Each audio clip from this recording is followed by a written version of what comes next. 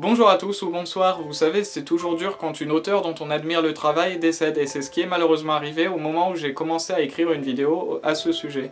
Inu Boku SS ou Secret Service était un manga et animé que j'ai beaucoup aimé et que j'ai cité à de nombreuses reprises dans l'univers yokai et devant lequel j'ai beaucoup ri et été ému. Inu Boku SS devait aussi être la prochaine critique que je devais faire après avoir publié celle sur Full Metal Panic. Et ça fait bizarre de la réécrire aujourd'hui en me disant merde, dire que sa mangaka est décédé et aussi de prendre un certain recul car du coup le ton de l'émission devient plus dramatique. Je vais d'abord présenter le manga et l'animé Inu Boku SS pour ceux qui ne connaîtraient pas pour ensuite émettre quelques remarques afin de vous inciter à consommer l'œuvre. Et ce, 2 ans après ce tragique événement. Inu Boku SS, appelé en France Secret Service Maison de Ayakashi, est un manga en 11 tomes édité chez Kurokawa, écrit et dessiné par Kokoa Fujiwara, qui s'est récemment éteinte à l'âge de 31 ans. Il a été adapté en un plutôt bon animé de janvier à mars 2012 en 13 épisodes animés par le studio David Production, à qui l'on doit récemment la nouvelle version de JoJo's Bizarre Adventure. Le manga nous raconte l'histoire de la fille du clan Shirakin nommée Shirakin Riricho. Elle est incapable de vivre en totale autonomie. Un jour, son besoin de vie indépendante prend le dessus et elle part vivre dans le manoir Ayakashi-kan. Ce manoir possède des règles très strictes, incluant le fait de devoir être accompagné par un agent du SS ou Secret Service. Alors que Riricho ignorait son SS, elle découvre qu'il est en fait un esprit renard dont elle avait sauvé la vie. Je n'ai pas lu les autres œuvres de Kokoa Fujiwara, mais Inu Boku SS a été un de mes coups de cœur de l'année 2012.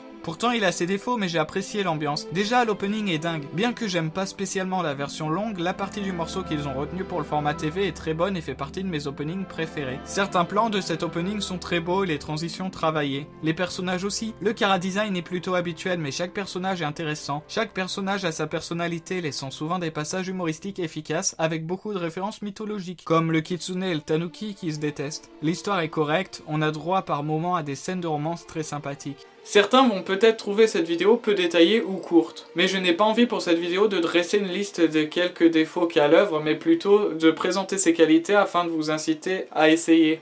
Quasiment toute œuvre a ses défauts, en plus lors de la diffusion de l'animé, Inu Boku SS était encore en cours de publication, donc c'est normal qu'il puisse paraître incomplet pour certains. Je tenais en cette date anniversaire à rendre hommage à une jeune auteure dont la mort est intervenue en même temps que l'écriture d'une vidéo sur une de ses œuvres, et m'a particulièrement attristé.